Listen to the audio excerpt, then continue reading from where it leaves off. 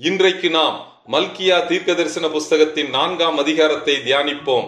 ஆண்டவருக்கே மகிமையும் கனமும் ஸ்தோத்திரமும் உண்டாவதாக. இதோ இயேசு கிறிஸ்துவின் 2ஆம் வருகையின் போது சூளையைப் போல எரிகிற நாள் வரும். அப்பொழுது அகங்காரிகள் யாவரும் அக்கிரமம் செய்கிற யாவரும் துரும்பாய் இருப்பார்கள். வரப்போகிற அந்த நாள் அவர்களை சுட்டரிக்கும். அது அவர்களுக்கு வேரையும் கொப்பையும் வைக்காமற் போகும் என்று சேனைகளின் கர்த்தர் சொல்லுகிறார். ஆனாலும் என் நாமத்துக்கு பயந்திருக்கிற எல்லோர் மேலும் நீதியின் சூரியன் உதிக்கும். அதன் செட்டைகளின் கீழ் ஆரோக்கியம் இருக்கும்.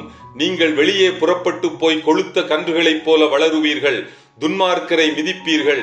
நான் இதை செய்யும் நாளிலே அவர்கள் உங்கள் உள்ளங்கால்களின் கீழ் சாம்பலாய் இருப்பார்கள் என்று சேனைகளின் கர்த்தர் சொல்லுகிறார். ஓரேபிலே இஸ்ரவேலர் எல்லாருக்காகவும் என் தாசனாகிய மோசேக்கு நான் கற்பித்த நியாயப்பிரமாணமாகிய கட்டளைகளையும் நியாயங்களையும் நினையுங்கள். இதோ கர்த்தருடைய பெரிதும் பயங்கரமுமான நாள் வருகிறதற்கு முன்னே நான் உங்களிடத்திற்கு எலியா தீர்க்கதரிசியை அனுப்புகிறேன். யோவான் 1ஆம் அதிகாரம் 21ஆம் வசனத்தின்படி யோவான் ஸ்நானகன் எலியா தீர்க்கதரிசி அல்ல என்று தன்னைத்தான் தாழ்த்துவதாக புரிந்து கொள்ள வேண்டும். லூக்கா 1ஆம் அதிகாரம் 17ஆம் வசனத்தின்படி யோவான் ஸ்நானகனுக்கு எலியாவின் ஆவியும் பலமும் கொடுக்கப்பட்டதாக புரிந்து கொள்ள வேண்டும். மத்தேயு 11ஆம் அதிகாரம் 14ஆம் வசனத்தின்படி இயேசு கிறிஸ்து வருகிறவனாகிய எலியா இவன்தான் என்று யோவான் ஸ்நானகனை குறித்து சாட்சி கொடுக்கிறார். மத்தேயு 17ஆம் அதிகாரம் 12வது வசனத்தில் எலியா வந்தாயிற்று என்று இயேசு கிறிஸ்து யோவான் ஸ்நானகனை குறித்து சாட்சி கொடுக்கிறார்.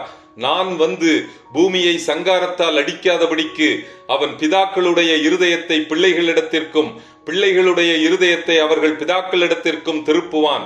இதன் அடிப்படையில் கடைசி நாட்களில் மீதியான எல்லா இஸ்ரவேலர்களும் மோசே எலியா மூலம் ஆண்டவரிடம் இருந்து பெற்றுக்கொண்ட நியாயப்பிரமாணங்களுக்கும் கட்டளைகளுக்கும் கற்பனைகளுக்கும் தங்கள் ஆதி பிதாக்கள் கீழ்ப்படிந்தது போல இவர்களும் கீழ்ப்படிந்து நடப்பார்கள் என்பதாக புரிந்து கொள்ள வேண்டும். இத்துடன் மல்கியா 4ஆம் அதிகாரமும் மல்கியா தீர்க்க தரிசன புஸ்தகமும் பழைய ஏற்பாடும் முடிவடைகிறது. கர்த்தர் தாமே நம் எல்லோரையும் ஆசீர்வதிப்பாராக. ஆமேன்.